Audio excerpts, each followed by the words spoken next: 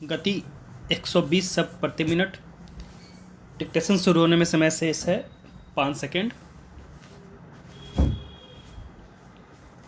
Ready, start. अध्यक्ष महोदय, मैं निवेदन करना चाहता हूं कि सरकार को यह निश्चय करना चाहिए कि इस बिल का सही उपयोग किया जाएगा। पुलिस को डाक द्वारा मत देने का अधिकार दिया जा रहा है, वह सही है। वह अधिकार इससे पहले ही दिया जाना चाहिए था, लेकिन आजकल चुनावों में जो गड़बड़ी होती है उसको दूर करने के लिए सरकार को मूल अधिनियम में संशोधन करना चाहिए। माननीय सदस्य ने अभी कहा कि इस बिल पर ज़्यादा वाद विवाद नहीं होना चाहिए, लेकिन हम विरोधी दल के लोग जानते हैं कि जूता कहाँ काटता है। अगर कांग्रेस पार्टी चुनाव से पहले गद्दी छोड़ दे और सरकार में न रहे, तब हम देखेंगे कि कांग्रेस को कितने वोट मिलते हैं। चूँकि चुनाव के समय कांग्रेस पार्टी के हाथ में सरकार रहती है, इसलिए उसको इतने वोट मिल जाते हैं। मैंने मध्य प्रदेश में देखा है कि हमारे कुछ कर्मचारियों को आरोप लगाकर पकड़ लिया गया है। इस संबंध में न्यायाधीश का निर्णय वहां की विधानसभा में पढ़कर सुनाया गया है। पुलिस के वोट लेने के लिए ही यह बिल लाया गया है। हमें डर लगता है कि पुलिस पर दबाव डाला जाएगा। सरकार को यह बतला देना चाहिए कि ऐसा नहीं किया जाएगा। यदि प्रारंभ में ही चोर चोर का शोर मचा दिया जाए तो चोर घर में नहीं घुसता है, क्योंकि वह जानता है कि लोग जागे हुए हैं।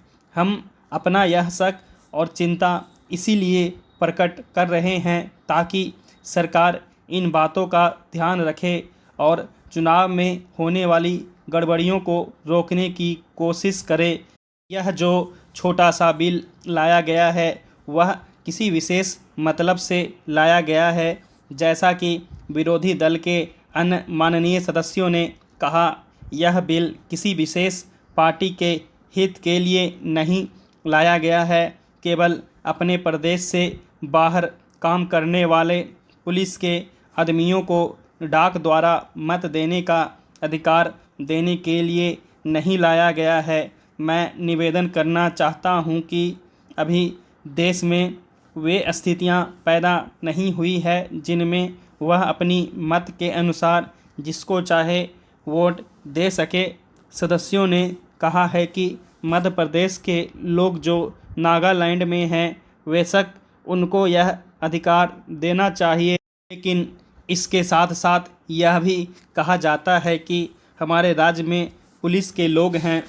अध्यक्ष महोदय, मैं कहना चाहता हूं कि हर आदमी को यह अधिकार है कि जिसको वह चाहे डाक द्वारा मत भेज सके। ऐसा तो नहीं है कि सभी मत किसी एक अधिकारी के सामने ही इकट्ठा करके भेजे जाते हैं।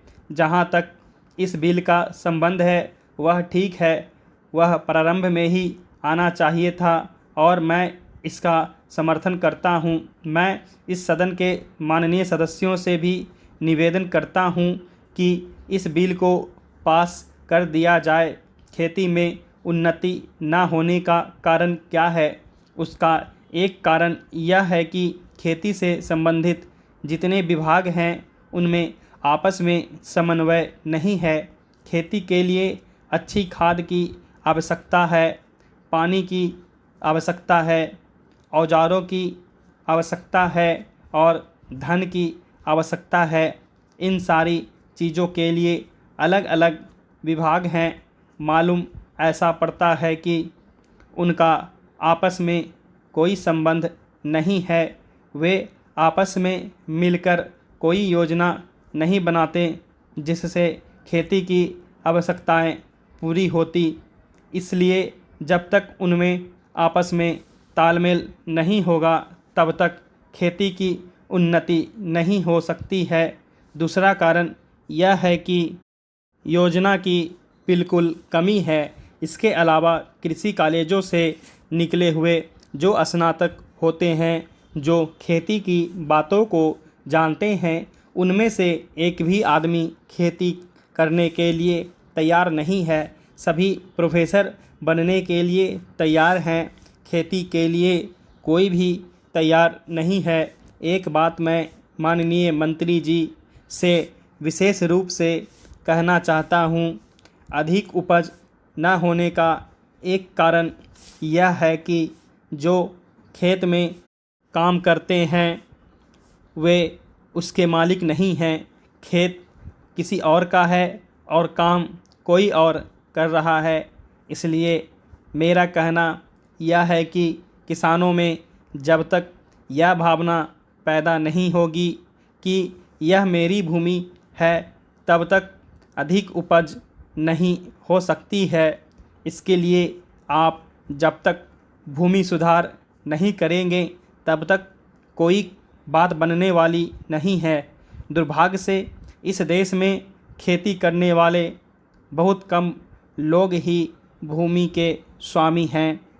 खेती की उन्नति के मूल आधार हैं पानी, खाद, बीज, धन, उपज का उचित दाम और भूमि सुधार। इन सब की ओर कृषि मंत्रालय का ध्यान नहीं है। सरकार को प्रत्येक खेत को पानी और हर आदमी को काम देना सुनिश्चित करना चाहिए।